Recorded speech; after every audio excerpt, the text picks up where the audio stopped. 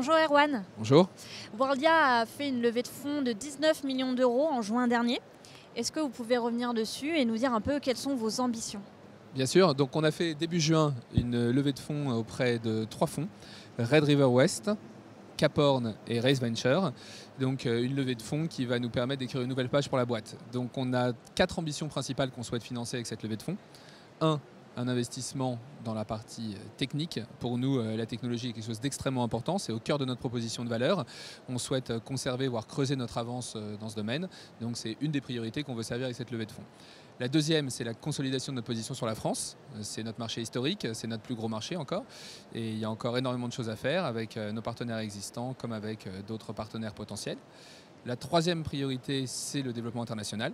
On a déjà ouvert des bureaux en Allemagne, on a commencé aussi sur le marché australien, en Espagne, en Suisse, et on espère pouvoir attaquer les États-Unis dès 2020. Donc c'est une des priorités stratégiques à financer. Et la dernière, c'est ce qu'on appelle la diversification des canaux. On a acquis ces derniers mois, ces 2 dernières années, des partenaires dans différents secteurs, notamment des partenaires dans le secteur des conciergeries, des acteurs en ligne comme Cdiscount, comme ZanQ, des acteurs dans la croisière comme le Ponant. Donc on a des nouveaux partenaires potentiels au-delà de nos partenaires historiques que sont les agents de voyage. L'un de votre buts est de digitaliser les agences de voyage. Comment comptez-vous le faire?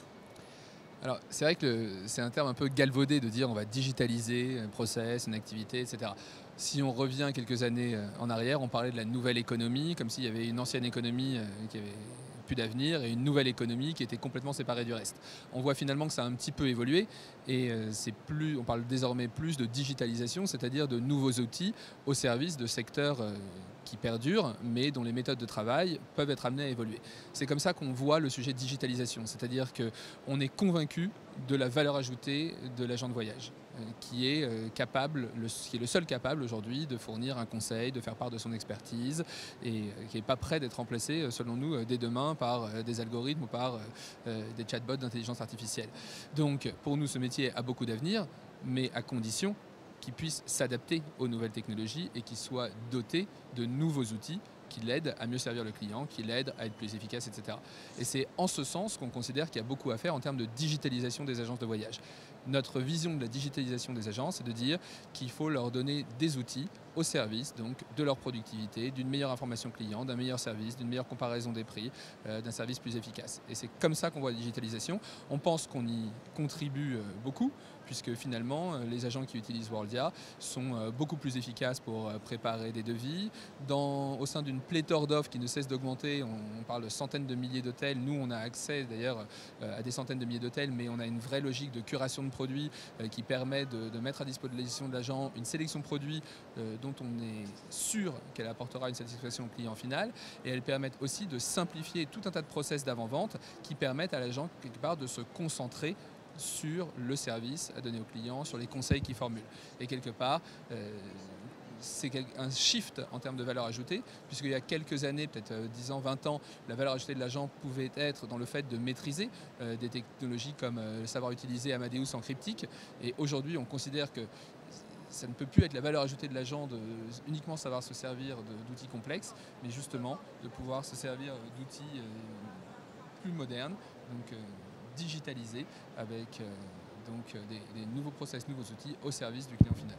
Donc la digitalisation au cœur, quelles sont les technologies sur lesquelles vous vous concentrez? Quelle expérience voulez-vous délivrer justement à travers Worldia?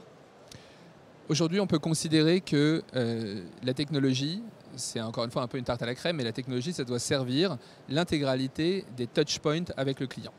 Et donc, avant de ne pas rentrer un peu dans le détail, nous, on considère que la technologie doit permettre d'améliorer toutes les étapes de la vie du voyage et qu'il faut optimiser au quotidien l'expérience client sur toutes les étapes.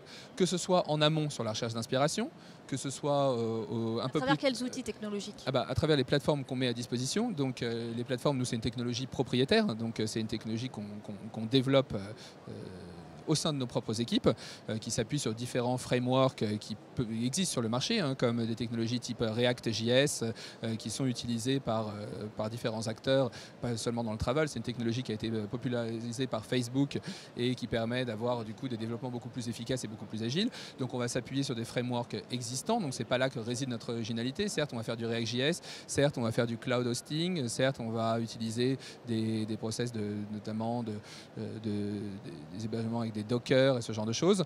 Mais si on regarde finalement les 3 streams technologiques sur lesquels on focalise nos efforts, c'est tout ce qui est UX, donc c'est expérience client et utilisateur. Donc ça c'est extrêmement important. Donc ça c'est le premier stream, toute la partie UX. Le deuxième c'est toute la partie intégration. On accorde beaucoup d'importance aux intégrations avec les autres systèmes puisque de plus en plus les contenus sont accessibles avec des API, etc. Historiquement il y a des choses qu'on pouvait avoir que par des contrats classiques et qui de plus en plus sont disponibles via des API. Les hôtels, plus personne ne fait des achats que en contrat classique. Il y a toujours des connexions avec des API de systèmes, soit directement des hôteliers, soit d'agrégateurs ou de plateformes de distribution. Donc sous cette intégration, nous on y attache beaucoup d'importance. Et le troisième aspect, c'est toute la partie back-office, tout ce qui est automatisation de process. C'est quelque chose qui est moins visible directement par les utilisateurs et par les clients, mais quelque part qui se retrouve. Je peux donner un exemple concret, l'élaboration d'un carnet de voyage. Merci Erwan. Merci beaucoup.